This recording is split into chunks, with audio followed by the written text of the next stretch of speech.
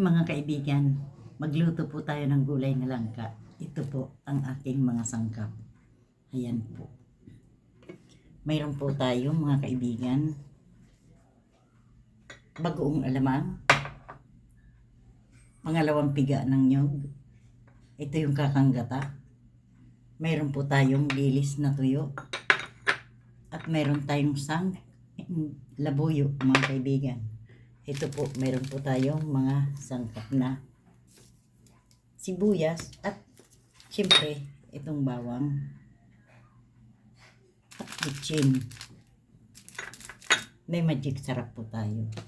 O sige po mga kaibigan, ay aking ipiprepare po muna para pag nagluto, tuloy-tuloy na lang po ang dampot.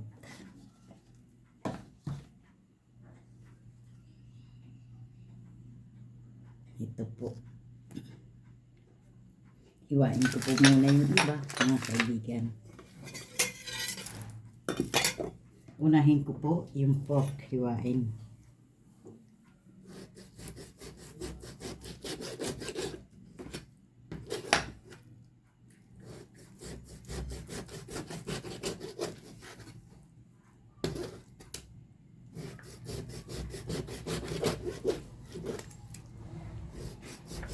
Medyo mapurol yung aking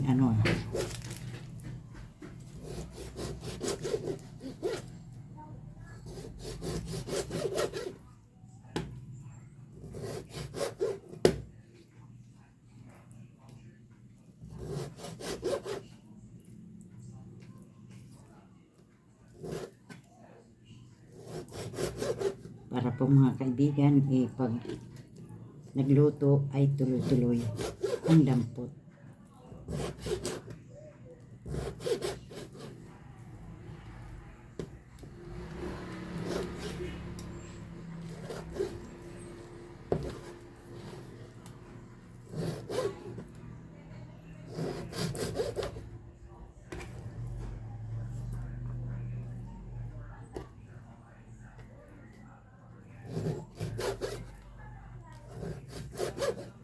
Sadyang kunti lang po ang niluluto ko mga kaibigan, kasi kung dadamihan ko, idadalawa lang po kami, masasayang lang po.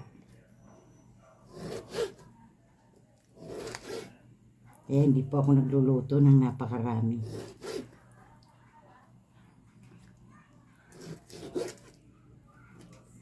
Tansyahan lang ang luto ko.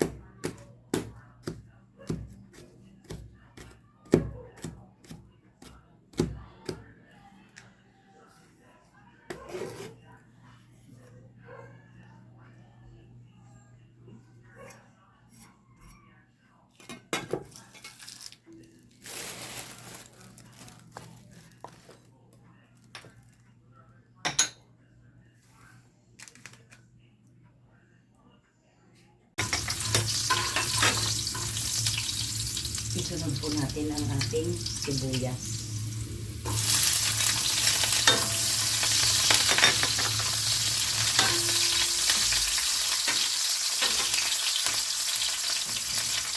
Saka po ilagay po natin ang ating pork.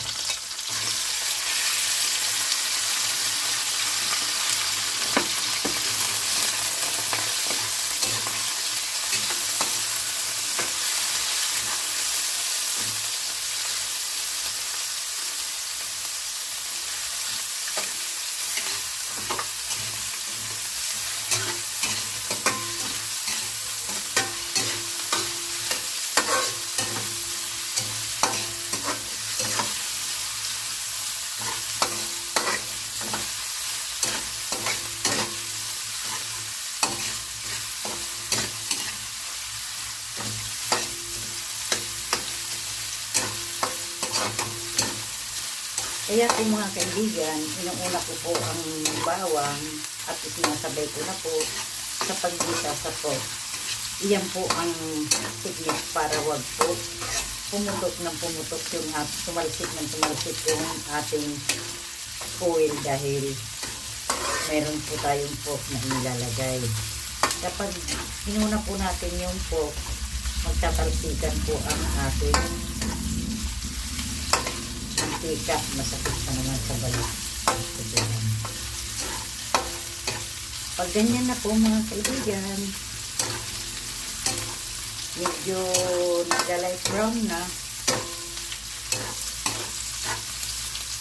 ngayon ng konti, ilalagay na natin ang ating gulay.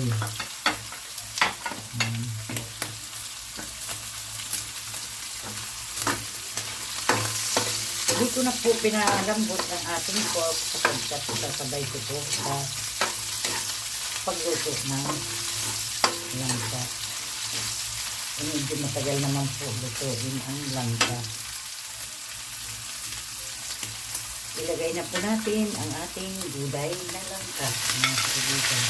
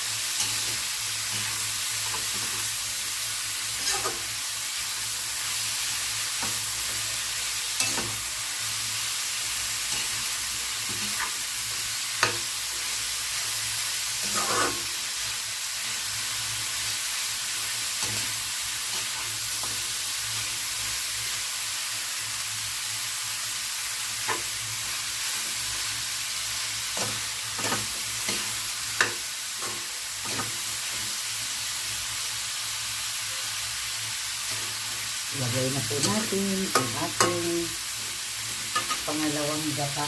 Ito po ang ating pangalawang gata. Isasabaw ko na po ito.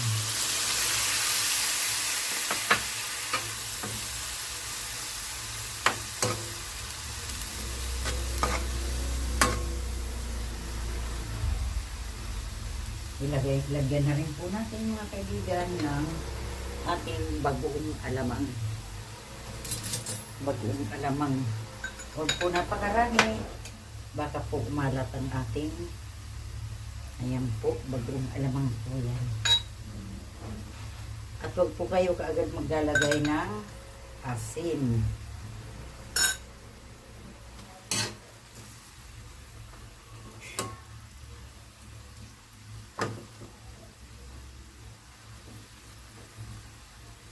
Ayan mga kaibigan.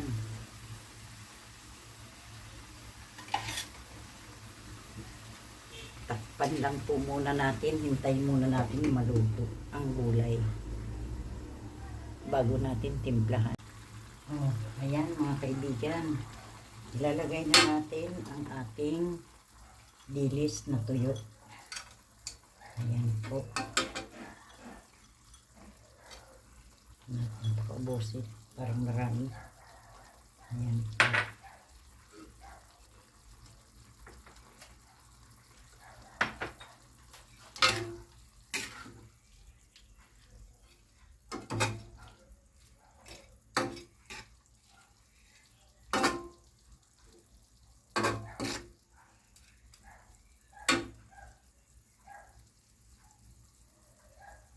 Lalagyan na po natin mga kaibigan ng kakang gata. Yung purong gata po, ilalagay na po natin. Ayan.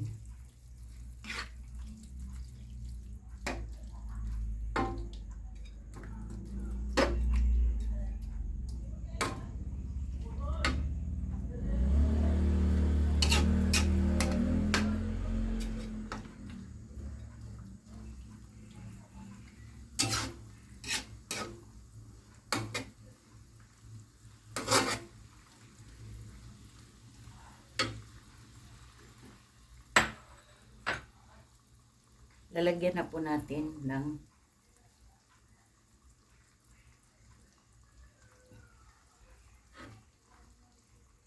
bitchin. Lalagyan na rin po natin ng seasoning.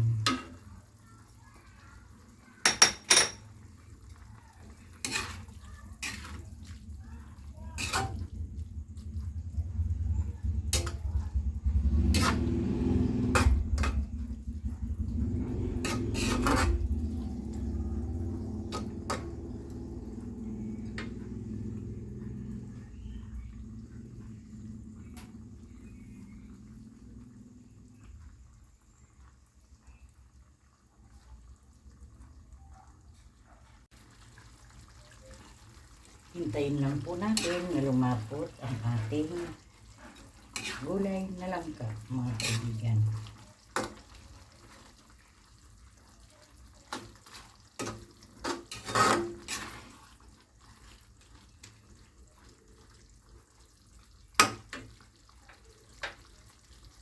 Lagyan na rin po natin ng siling labuyo.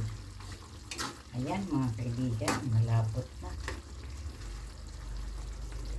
Lumapot na dahil sa kakang gata, mga kaibigan.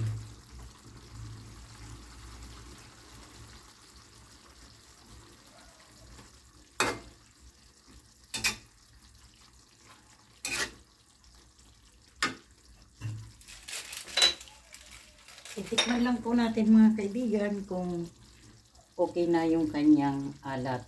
Kapag kulang po, patis na lang po idadagdag natin sapagkat ito po ay may bagoong alamang at may dilis na tuyo, baka po sumobra sa alat. Kapag kulang pa ay patis na lang. Ay mga kaibigan, okay lang. Hindi na kailangan magpatis. Sarap. Sarap po talaga mga kaibigan.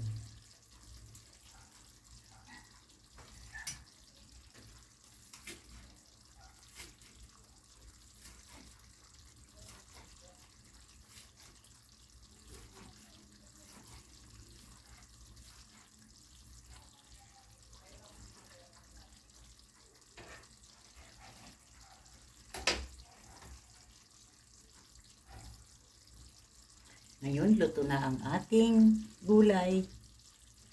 Ay lalagyan na po natin ng sang, mga kaibigan. Ayan po.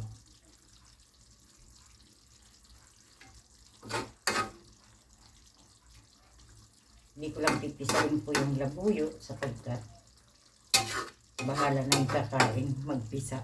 Baka sumobra po sa anghang.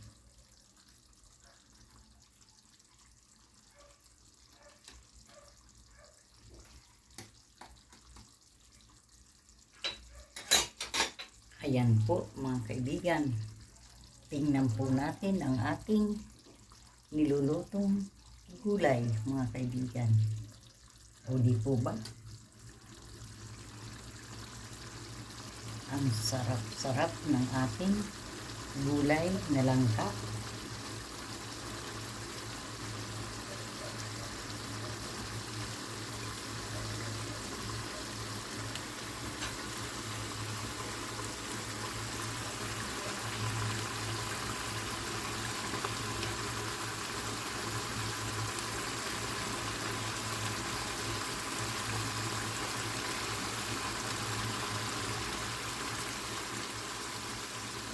Luto na po yan mga kaibigan.